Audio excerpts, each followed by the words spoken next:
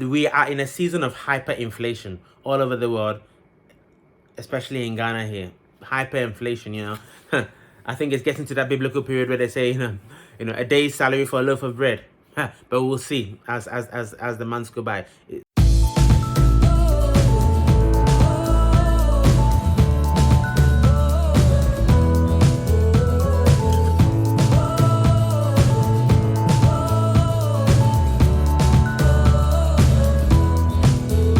Hi guys, welcome to Asher and Gad channel, making Africa home again, one family at a time. Here to give you a very brief video here, site update. What we're going to talk about today, a little bit on the generator housing, because I saw a few comments in the last video, so I just want to clear things up there. What else? Give you an update on the air conditioning, which is currently being installed. Also a PV system that we are considering, and also carpentry. So without any further ado, let's get straight into this one. Okay, so so in terms of the generator size, you see our generator is a very small compact generator. Okay, it's only a 2 kilowatt generator. Okay, and we only when we are on generators, we're only really considering running ceiling fans, some small power items, computers, what else, fridges and freezers. That's it, really. No air conditioning units, really, because the house is quite airy. So we're quite happy with that. It's all about how you manage your load. It's all about how you manage your load. Now, in terms of the size of the generator housing, that generator housing is 1.5 meters wide, clear internal, and then 1.2 meters out from the wall. Okay, then it's about another 1.2 meters clear in height within it. Now, considering that size, our generator is a very compact and quiet generator.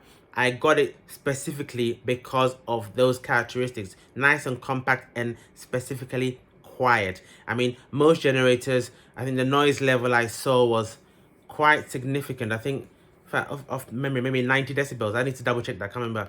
But this one was around the 60 mark. So much quieter. And the size is about 450 millimeters wide by 450 millimeters deep by about 700 millimeters high. So in terms of the width, you got 450 millimeters sitting within 1.5 meters, which is 1500 meters. Sorry, 1500 millimeters. Okay, so the width of the generator housing is 3 times the width of our generator. Okay, so that's pretty good. The depth is also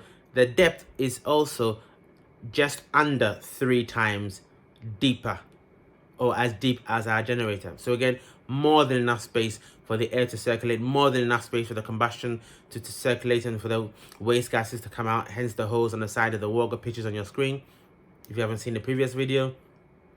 Height wise, the generator is about 700 mil high. The enclosure within it is about 1.2 to 1.3 clear inside, so you got another 600 or so mil above, 5 to 600 mil above the generator, so more than enough space.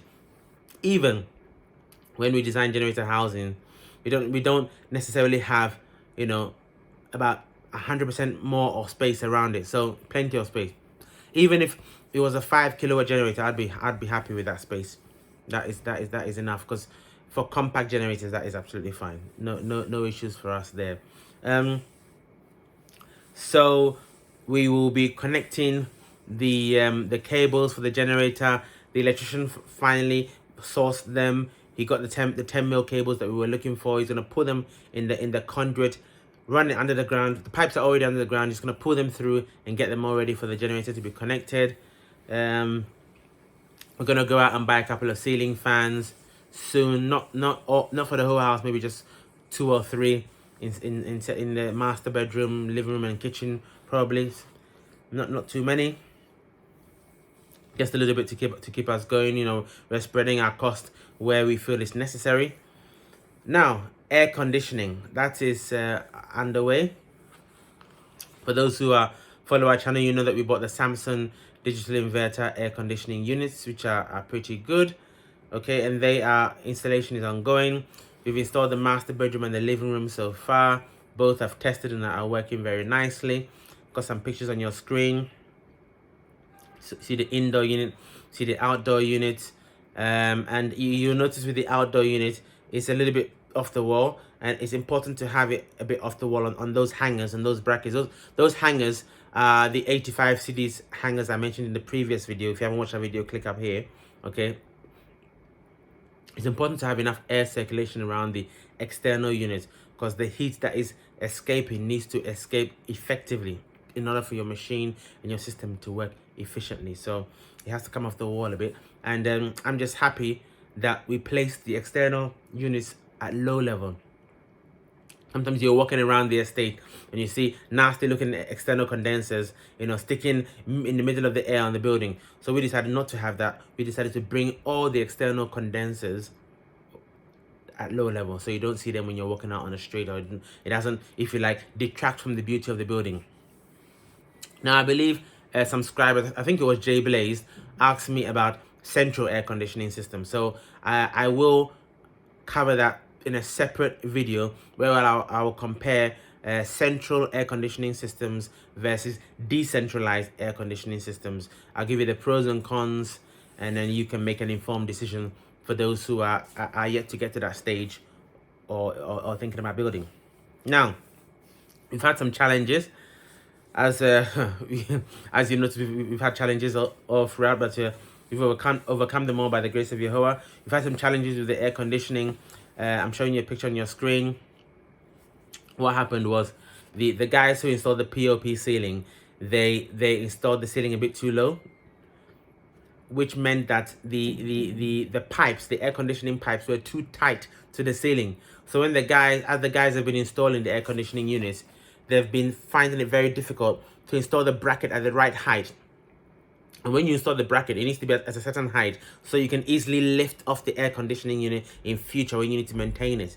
And because the POP ceiling was too tight to the pipes, it means that the guys have had to chisel much more of the wall, which is painstaking to see. Chisel much more of the wall in order to bring the pipes down, in order to bring the AC units down to a reasonable maintenance and a workable level. It's been pretty annoying, but not the end of the world, because what happens is when they chisel all that area, our builder just applied mortar, plastered it over, it's hardened up, and then they've simply anchored the AC unit back into the wall. So it's not really been at the end of the world. There's only you can see in the picture that you saw that there's a small piece under the air conditioning unit where you can still see the chiseled wall. All we'll do there is that we'll obviously replaster it, okay, smoothing it over, and just repaint it. So just do a little bit of a touch up so that it blends into the main wall itself. So not too bad. I think the kitchen was probably a more disturbing in terms of obviously you have to chisel. I've got a picture on your screen. You have to chisel a little bit of the towel as well, the lower level.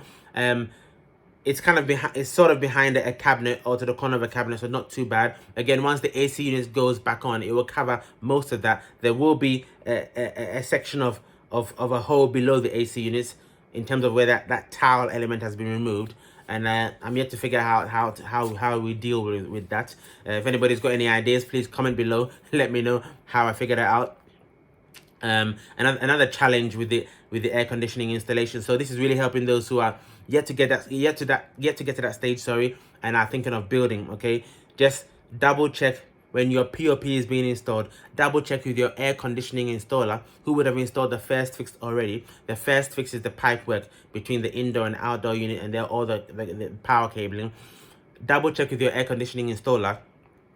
Get him to come back to check, okay, if the height of the POP ceiling and relative to where the air conditioning pipes come out is suitable, and it doesn't have to be extra chiseling when it comes later on to actually installing the AC units. Okay, so that's one tip. What other issue have we had? Every problem has a solution, so not an issue.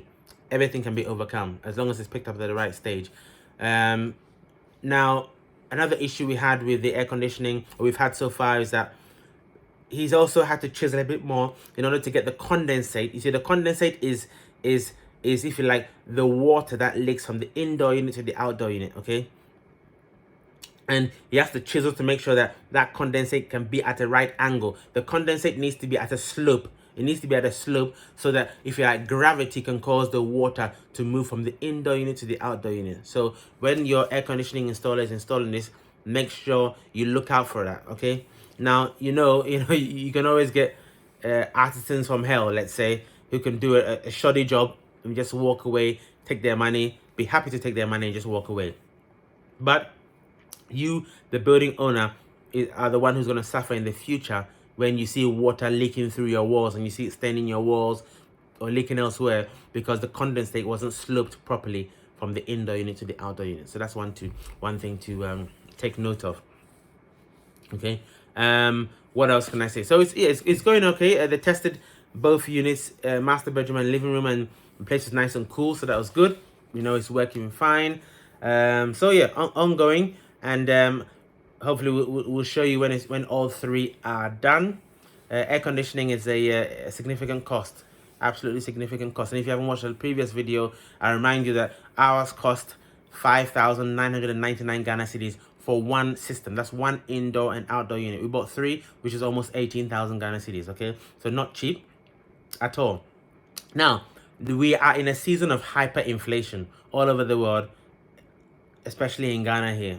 Hyperinflation, I think it's getting to that biblical period where they say, a day's salary for a loaf of bread. But we'll see as the months go by.